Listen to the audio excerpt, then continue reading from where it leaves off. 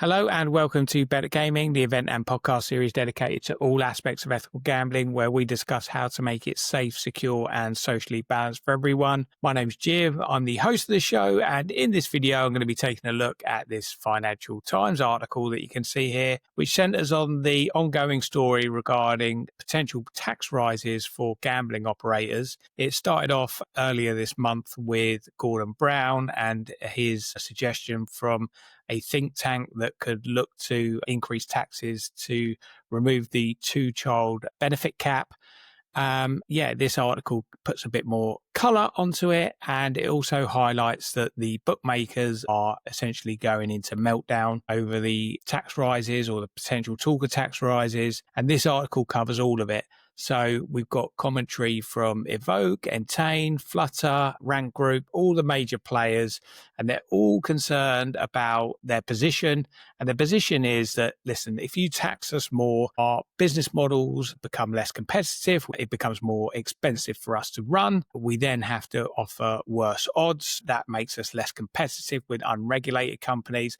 And then everyone will go into the unregulated or black market, which would be a logical argument. However, the former founder of Paddy Power, Stuart Kenny, comes out in this article and essentially says, all of this black market conversation that the operators come out with is textbook bollocks, that they come out with to exaggerate the threat of disrupting the industry and then actually lowering the tax contributions to UK PLC.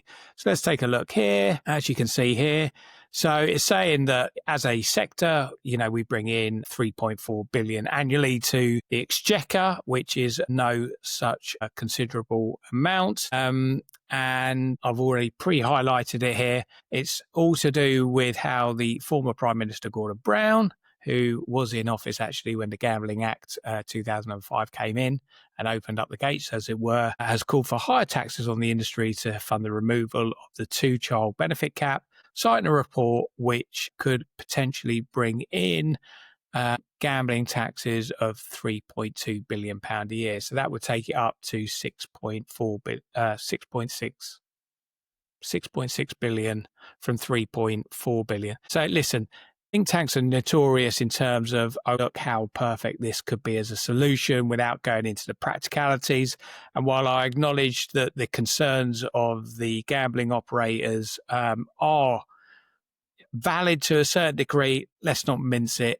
They are over-exaggerating it and overcooking it in terms of this black market. And they always tend to do this. And this is exactly what Stuart Kenny is saying in this article. I do think it is something that is a bit of political posturing and corporate backlash, whereby the think tanks and the politicians and the influencers are turning around saying, oh, look how much money we could get here, and doing worst case scenario. And that is getting kicked back by corporates. Essentially, they will probably hit a middle ground whereby they will pay more taxes and the government will get more money coming in, but not as much as they had previously scheduled. So essentially everybody loses a little bit. My main concern with all of this is the attribution of additional tax rises going into specific causes. And again, this is a think tank thing. My main concern with all of this and with the response of the operators and the associations is we still need to get our house in order with gambling harm and addressing this situation where it's a very uncertain time for charities and the impact that gambling has on societal communities. And it's not really addressed, and it's just there going, okay, well, let's continue taxing them and get more in.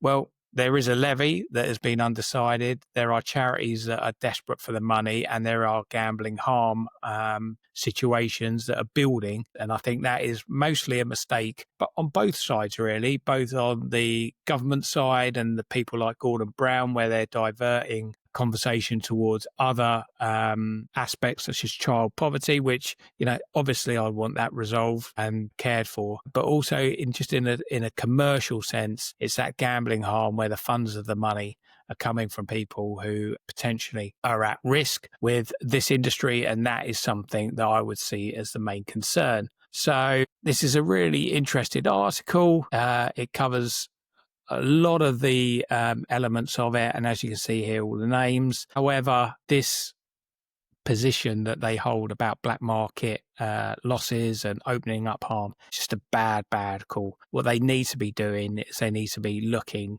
very strong in terms of the face of any government proposal, and they're saying this is the positive that we are doing for the industry. These are the things in which we can help improve the statistics on gambling harm and problem gamblers. And that's my opinion on it. People may differ. I think their shares have taken a hit. They could see here that they have fallen by 11%.